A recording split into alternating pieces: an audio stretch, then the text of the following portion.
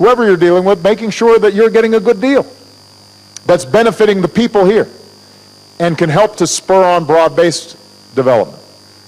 And hopefully that's the kind of relationship that you'll be able to develop with the United States of America. And that's the kind of relationship I want Kenya to have with every country on earth. We're in a global economy with a global supply chain. And I don't want Africa to continually just be at the bottom of the supply chain. You produce the raw materials, sold cheap, and then all the way up the chain, somebody else is making the money and creating the jobs and the value. So part of what your generation's challenge will be is making sure that, first of all, you have a transparent, accountable, non-corrupt, open government, because economic development is not going to happen in the absence of that kind of certainty. That's what businesses want. They don't want to have to pay a bribe just to get phone lines installed in their business. They don't want to have to hire somebody's cousin just to open a business. And we have to be honest about it. In a lot of countries, that's still the case. And that discourages investment. And then, as you move into positions of power, I want to make sure that you're negotiating a good deal with these other countries. Now, it's got to be realistic. It's got to be based on what assets do you bring to bear. And initially, at least in some countries and in some regions and parts of Africa, you're looking at a certain type of manufacturing or a certain type of industry that may not be very capital intensive, for example, because there may not be as much capital initially to invest.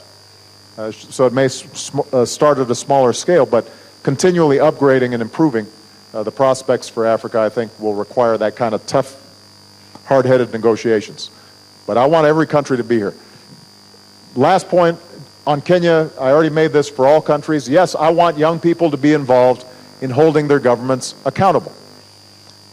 Now,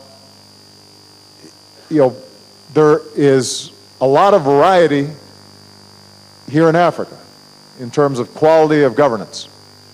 And I don't want to reinforce for the American press that are here this attitude that Africa is just one big, piece of land on the map, right? So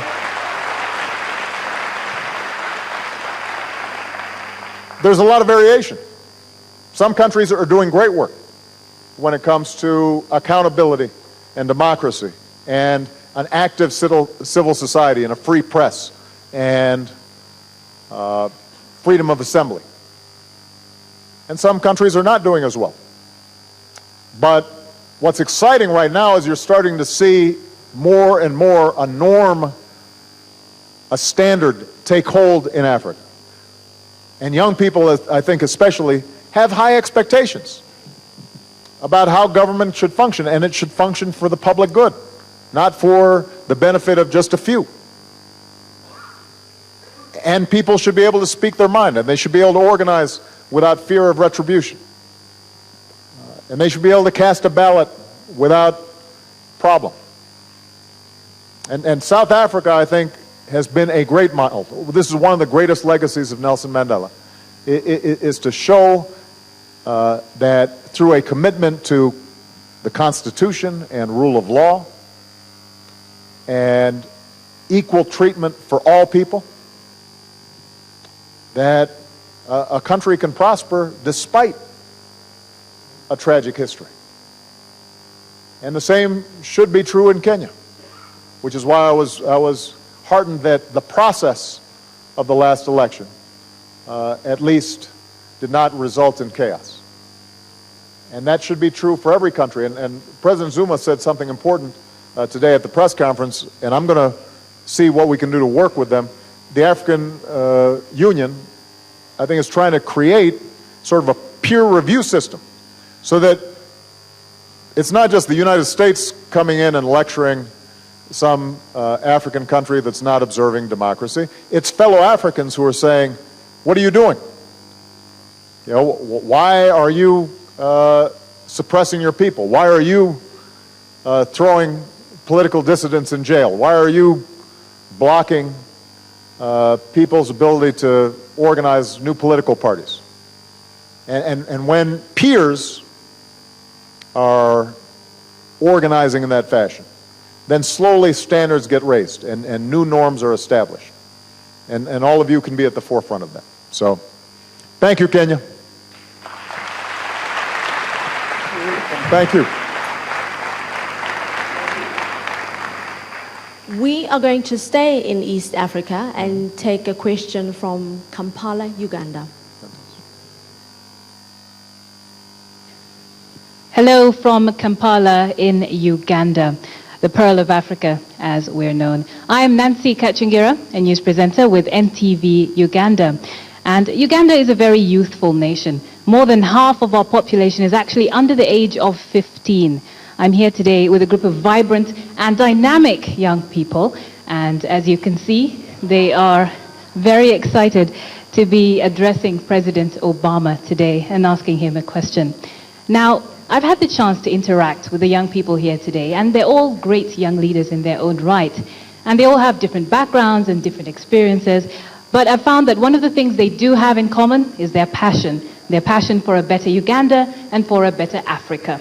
Mr. President, one of them is now going to ask you a question on behalf of the rest of the group. Hello, Mr. President. It's an honor. My name is Irene Ikomo, and my question comes on behalf of everyone seated here with me. Unfortunately, it's also regarding trade. Mr. President, as young Ugandan leaders, we are looking to the world for equal business partners and commitments, and not necessarily aid. We are not looking for donors. And yet, Mr. President, the policy you've just described right now seems to emphasize help coming in from the US, but emphasizing offering jobs and employment within the countries that they come into. As young leaders, Mr. President, we want to do the businesses at home and be the ones to own our home markets. So how do you, Mr. President, plan on assisting us in reframing the US policy to achieve this vision? Well,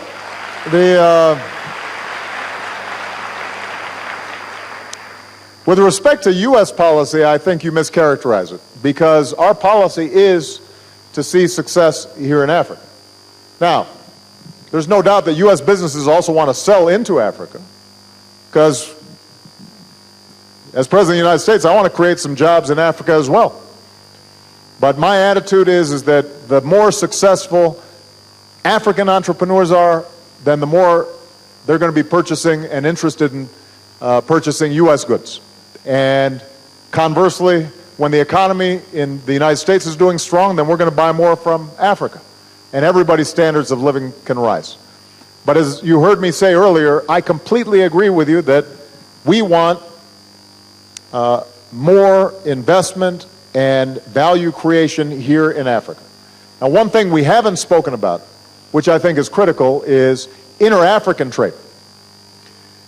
You know, all too often it's easier to export, say, tea and coffee from East Africa, or flowers from East Africa to Europe, than it is to export it someplace else in Africa. And part of that is the legacy of colonialism, an orientation out of Africa rather than internal to Africa. Part of it is a lack of basic infrastructure. So port facilities, trains, rail, roads. And so one of the things that we're going to be very interested in is working with the African Union as well as various regional organizations to find ways that we can start linking up markets inside of Africa. Because particularly for new businesses, you know, if you're starting a business here in South Africa, then the best chance you have initially for export might be closer to home, one of the surrounding countries. If Uganda, if you have a business that you want to get started, and initially you've gotten your product popular